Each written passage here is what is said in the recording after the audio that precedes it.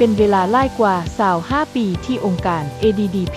สนับสนุนการฝึกอบรมวิชาชีพและการมีส่วนร่วมอยู่ในสังคมให้แก่คนพิการอยู่สปป.ลาวโดยผ่านโครงการพัฒนากีฬาคนพิการโครงการส่งเสริมการมีเวียกเฮ็ดงานทำและโครงการพัฒนาการศึกษาให้แก่คนพิการปัจจุบันพวกเขาได้เปิดและดำเนินร้านกาเฟแบบมีส่วนร่วมเพื่อเป็นบอนเฮ็ดเวียกร่วมกันระหว่างคนพิการและบ่พิการเพื่อสร้างความเชื่อมั่นและประสบการณ์อันยาวนานดังกล่าวนี้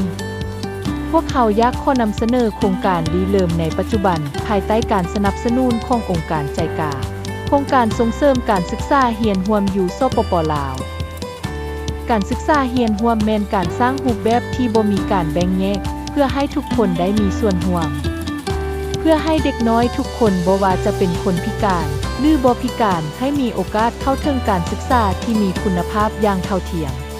ทั้งเป็นการเคารพสิทธิของบุคคลและเพื่อให้มั่นใจว่าเด็กน้อยทุกคนมีสิทธิ์ได้รับการศึกษาถึงอย่างใดก็ตามอยู่สปป.ลาวมีเด็กพิการจำนวนหลายยังถูกปฏิเสธการรับเข้าเรียนอยู่ตามโรงเรียนทั่วไป6 ปีปลายแล้วเพิ่นก็บ่รับเนาะตามอายุของอันนั้นแล้วมาประถมแล้วบ่มีบัดนี้บ่รับตอนนั้นประถมก็บ่รับบ่รับย้อนหยังเฮาก็เข้าใจเฮาไปประถมภาษาผสมนิสัยหั่นย้อนหยังย้อนเฮาฝึกทักษะลูกเฮายังบ่ทันได้หั่นแหละช่วยเหลือตัวเองบ่ได้เพิ่นก็บ่รับเฮาก็เข้าใจอยู่หั่นนะเฮาก็รู้สึกน้อยใจนึงเฮาก็อยากให้ลูกเฮาเข้าเรียนร่วมอยากให้อยู่นำสังคมแต่เพราะว่าเราอยู่เฮือนเฮาก็เข้าใจว่ามันต้องมีสถานที่ว่าให้เราได้ไปเรียนหั่นนะให้อยู่ยังกีฬาก็ฝึกพัฒนาอีหยังหั่นแหละเหตุผลโดยส่วนใหญ่แม่นครูอาจารย์ยังบ่ได้รับการฝึกอบรมเกี่ยวกับการสอนหรือการช่วยเหลือนักเรียนที่มีความพิการเพื่อแก้ไขปัญหาดังกล่าวองค์การ ADDP ร่วมกับกระทรวงศึกษาธิการและกีฬาได้ซุ่มใส่พัฒนาหลักสูตรฝึกอบรมครูสำหรับการศึกษาเรียนร่วมอยู่วิทยาลัยครูโดยการเฮ็ดเวียกร่วมกับวิทยาลัยครูบนพื้นฐานการพัฒนาการศึกษาพวกเขากำลังช่วยนำเอารูปแบบการศึกษาเรียนร่วมเข้าในเวียกการฝึกอบรมครูเพื่อให้การศึกษาเรียนร่วมเป็นส่วนหนึ่งของการฝึกอบรมครูอาจารย์อยู่สปป.ลาวผลได้รับหนึ่งที่พ้นเด่นของโครงการดังกล่าวแม่นการสร้างครูฝึกสำหรับการศึกษาเรียนร่วมผู้เชี่ยวชาญสำหรับการศึกษาเรียนร่วมผู้ที่สามารถนำพาปฏิบัติตัวจริงและการฝึกทักษะเกี่ยวกับการสร้างแผนการศึกษาเฉพาะบุคคลและเข้าใจถึงจุดพิเศษของเด็กพิการแต่ละประเภทและวิธีการสอนตัวจริงอยู่ในห้องเรียนปัจจุบันมีครูอาจารย์ผู้เชี่ยวชาญสำหรับการศึกษาเรียนที่ได้ผ่านการฝึกอบรมอยู่วิทยาลัยครูพร้อมทั้งได้สำเร็จการพัฒนาหลักสูตรฝึกอบรมครูสำหรับการศึกษาเรียนร่วมและการสร้างสื่อการเรียนการสอนต่างๆ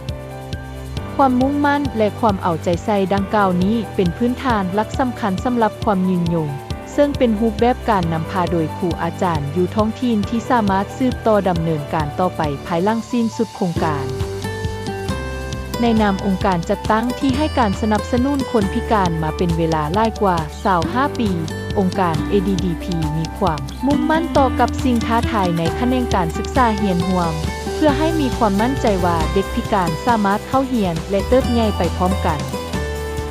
ครูอาจารย์และนักศึกษาครูหลายกว่า500ท่านได้ผ่านการฝึกอบรมภายใต้หลักสูตรฝึกอบรมครูสำหรับการศึกษาเรียนร่วมดังกล่าวการศึกษาเรียนร่วมอยู่สปป.ลาวยังอยู่ในขั้นตอนริเริ่ม